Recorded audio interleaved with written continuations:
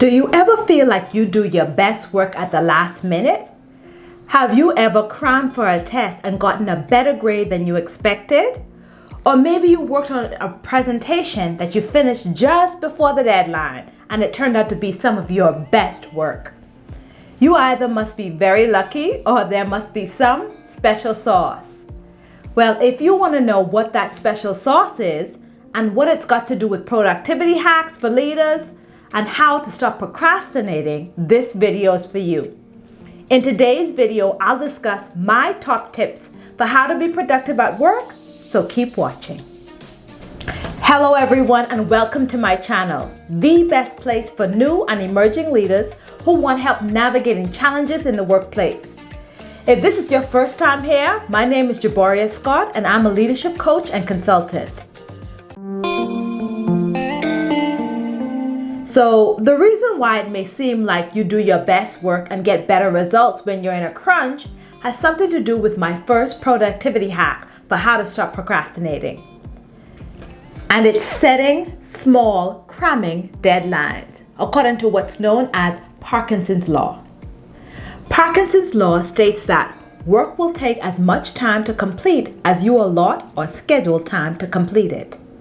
This means that if you have a simple task to do and you tell yourself that you'll get to it next week, it may take you a week or more to complete it.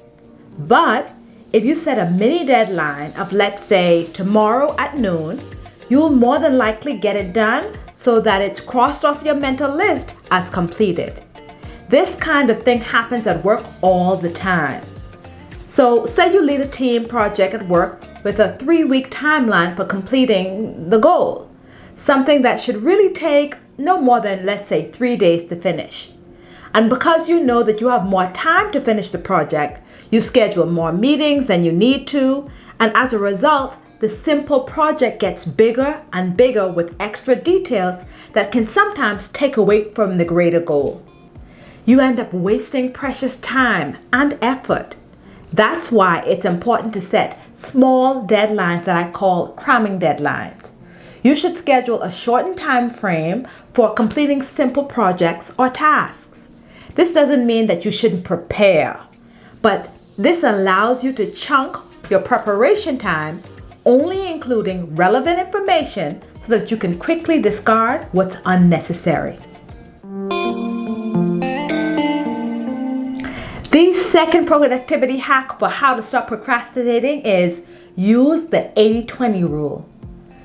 The Pareto principle, also known as the 80-20 rule, states that 80% of a project's benefit comes from 20% of our work or effort. Simply put, sometimes less equals more. So in the traditional workplace, this could mean that 80% of decisions are made in 20% of your time, or 80% of your success comes from 20% of your ideas. Here's how you can apply this 80-20 rule to productivity. You can reduce your busy workload by focusing on fewer projects or tasks. This means that you can start by jotting down tasks that are important for you to focus on during your work week. Then, using the 80-20 rule, really hone in on the priority tasks that drive results and help you to reach your goal. This will help you to make major progress with your work by identifying the key things that make the biggest difference. The third productivity hack for how to stop procrastinating is to time block. I schedule professional planning time on my electronic calendar. This means that I schedule a few hours or sometimes half a day, depending on what I'm working on, to focus on specific tasks without interruption. This helps me to prioritize the projects that I'm working on.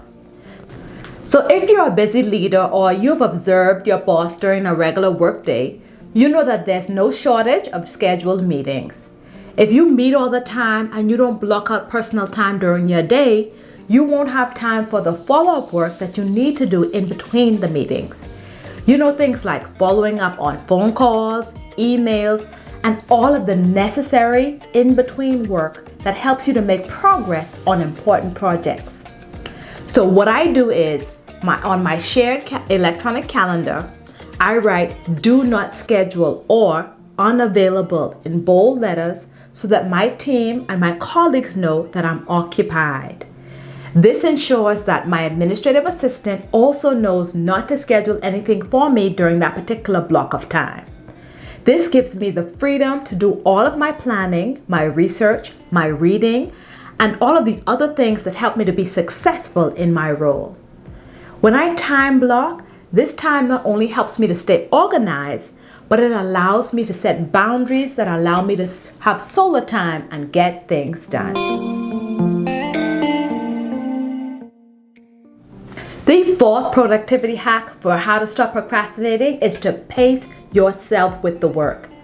Now, I know in this hustle culture, many people glamorize super productive or hyper productive busy workday. And while it's true that workdays can be busy and often stressful, whether you're an entrepreneur or you're in the traditional workforce, it's important to pace yourself with the work. This means reminding yourself that there are only so many hours in the workday. This means that adding extra personal pressure to be superhuman and accomplish more than is possible is counterproductive to your success. It will only make you want to put things off. Encourage yourself that you will accomplish what needs to get done. Here's what you can do. Only focus on what you're working on at the moment and give it your undivided attention. This will help you to focus your attention without making a lot of mistakes. Concentrating in the moment will allow you to do the task well so that you can complete it and move on to the next thing that requires your attention. This will give you a sense of accomplishment at the end of your workday so that you have no leftover overwhelming feelings. Let me know in the comments, what's your tip for how to stop procrastinating? Now, if these productivity hacks have helped you, click the like button and be sure to subscribe and click the notification bell, because in my next video, I'm going to talk about how to stay calm under pressure when you're the boss. As always, have a great week, be kind to yourself, and I'll see you in the next one. Thanks so much for watching. Goodbye.